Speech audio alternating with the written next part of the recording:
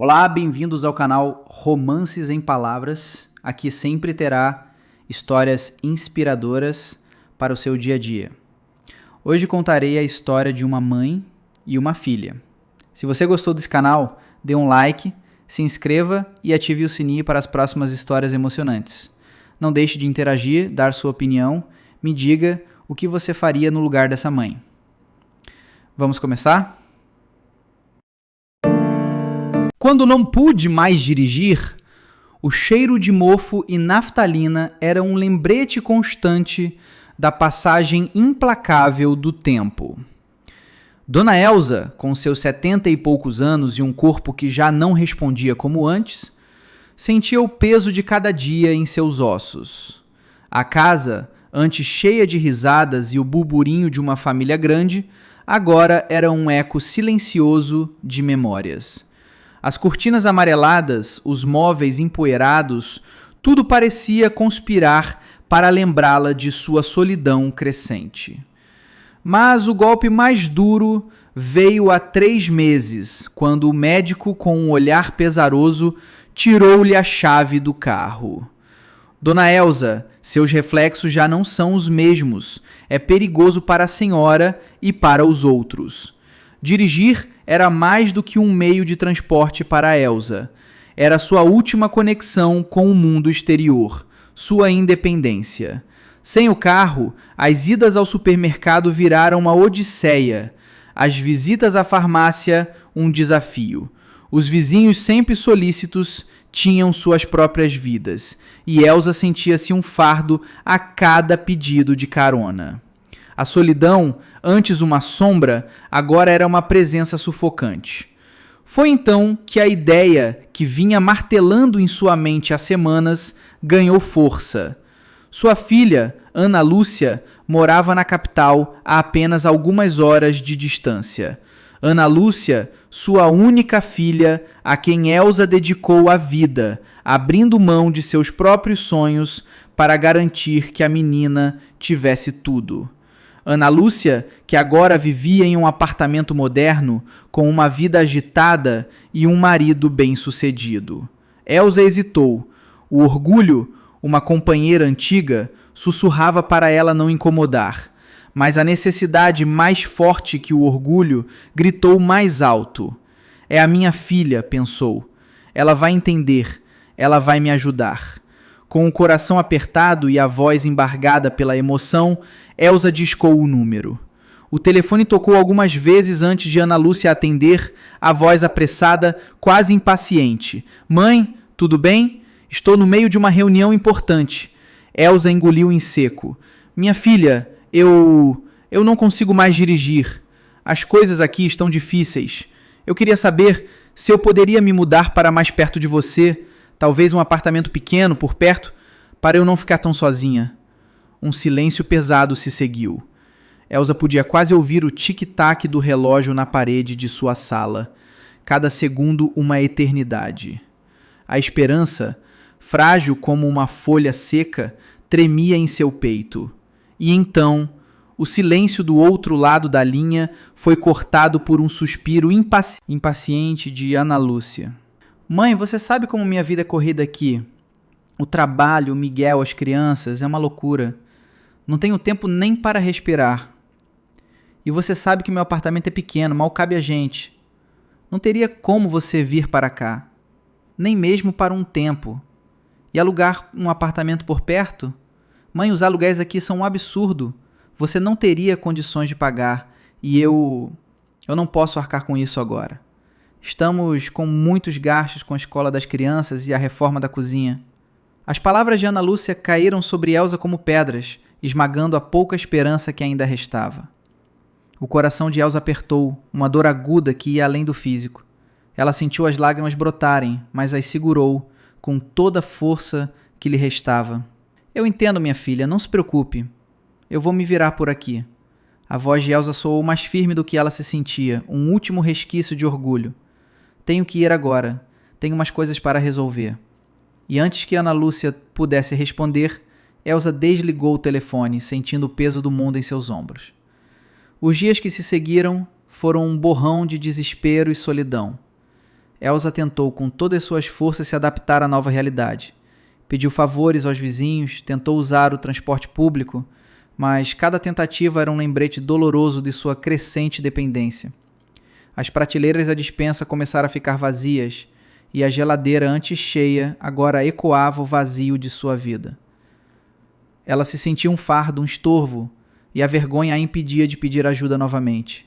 Eu criei essa menina sozinha, pensava, enquanto as lembranças de noites em claro, de sacrifícios incontáveis, inundavam sua mente. Trabalhei em 2 empregos para que ela tivesse o melhor. Abri mão de tudo para que ela pudesse estudar, ter uma vida melhor que a minha. E agora ela não tem 1 minuto para a própria mãe. Um flashback doloroso veio à tona. Ana Lúcia, ainda criança, com febre alta, e Elsa, exausta após um turno duplo, passando a noite ao lado da cama da filha com compressas frias e palavras de carinho. Ou a vez em que Ana Lúcia sonhava em fazer faculdade de medicina, e Elsa, sem hesitar, vendeu a única joia de família, um colar de pérolas que herdara da avó, para pagar o cursinho pré-vestibular. Sua educação é o meu maior tesouro, minha filha, ela havia dito na época com um sorriso cansado, mas cheio de amor. Não se preocupe com nada, apenas estude. Ana Lúcia havia abraçado-a forte, prometendo que um dia retribuiria tudo.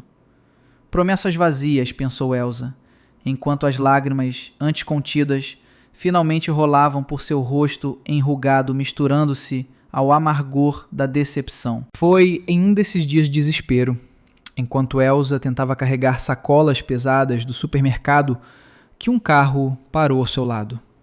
A janela baixou, revelando o rosto sorridente de um jovem. Dona Elsa, precisa de ajuda? Era Pedro, o neto de sua antiga vizinha, Dona Clara, que havia se mudado há alguns anos. Pedro, que Elsa se lembrava como um menino travesso, agora era um homem gentil e atencioso. Ele a ajudou com as compras e nos dias seguintes começou a visitá-la regularmente, trazendo mantimentos, conversando e até mesmo consertando pequenos defeitos na casa. A presença de Pedro era um bálsamo para a alma de Elsa, um lembrete de que nem todo mundo era como Ana Lúcia. Um dia, enquanto Pedro a ajudava a organizar uns papéis antigos, ele encontrou uma caderneta de poupança. Dona Elsa, o que é isso? Elsa pegou a caderneta surpresa. Era uma poupança que ela havia feito há muitos anos com o dinheiro que ganhava com suas costuras. Um pequeno segredo que ela guardava para uma emergência. Ela havia se esquecido completamente dela.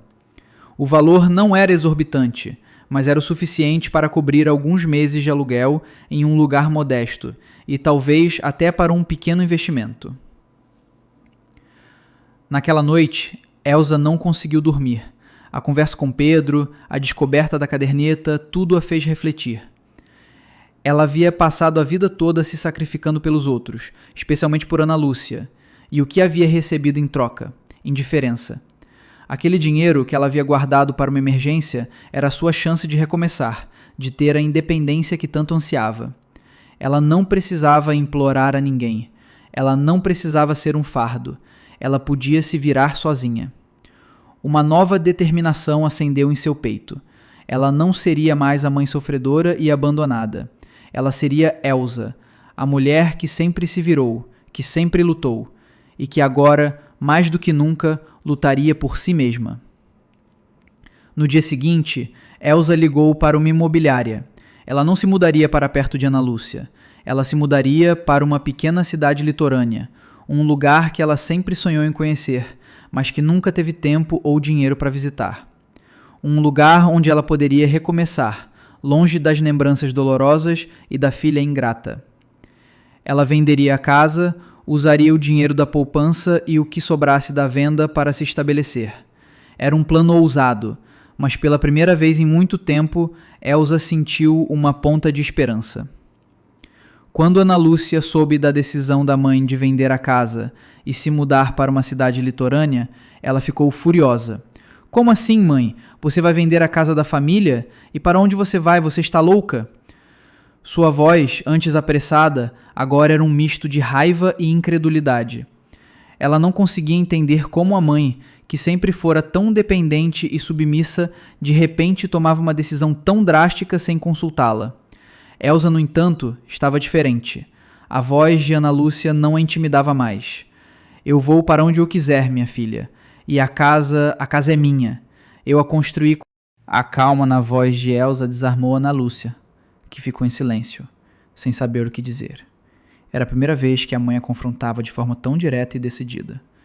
As consequências da ingratidão de Ana Lúcia começaram a se manifestar de outras formas. O marido de Ana Lúcia, Miguel, que sempre a apoiou em suas decisões, começou a questionar seu comportamento em relação à mãe. Ana, sua mãe sempre fez tudo por você. Como você pode deixá-la sozinha agora? As crianças, que antes viam a avó como uma figura distante, começaram a sentir falta das visitas e dos doces que Elsa sempre trazia. A culpa, antes adormecida, começou a corroer Ana Lúcia. Ela via a mãe, antes tão frágil, agora radiante, feliz em sua nova vida na pequena cidade litorânea. Elsa havia feito novos amigos, participava de grupos de artesanato e até mesmo havia começado a dar aulas de costura para as senhoras da comunidade. Ela estava florescendo, enquanto Ana Lúcia sentia sua vida desmoronar. Um dia, Ana Lúcia recebeu uma ligação. Era Pedro. Ele informou que Elsa havia sofrido uma pequena queda e estava no hospital. Ana Lúcia, em pânico, correu para a cidade litorânea. Ao chegar ao hospital, encontrou a mãe sorridente, cercada por seus novos amigos. Elsa estava bem, apenas um susto. Mas a visão da mãe feliz, rodeada de pessoas que a amavam e a valorizavam, fez Ana Lúcia desabar. Ela percebeu o quanto havia perdido, o quanto havia sido egoísta. As lágrimas, antes de raiva e frustração, agora eram de arrependimento. Ela se aproximou da mãe com os olhos marejados. Mãe, me perdoa. Eu fui uma tola. Eu não te mereço. Elsa, com um sorriso gentil, abraçou a filha. Eu te perdoo, minha filha. Mas você precisa aprender que o amor e a gratidão são as maiores riquezas da vida. E que a independência, às vezes, é o maior presente que podemos dar a nós mesmos. Elsa não voltou para a capital. Ela continuou sua vida na cidade litorânea, feliz e realizada. Ana Lúcia, por sua vez, começou a visitar a mãe regularmente, levando os netos que agora adoravam a avó e suas histórias. Ela aprendeu a valorizar a mãe, a amar de verdade, sem esperar nada em troca. E Elsa, que um dia se sentiu abandonada e sozinha, descobriu que a verdadeira família não é apenas aquela de sangue, mas aquela que nos acolhe, nos ama e nos valoriza, independentemente das circunstâncias. A vida, afinal, havia lhe dado um novo começo, e ela estava pronta para vivê-lo plenamente, com a dignidade e a força que sempre a caracterizaram.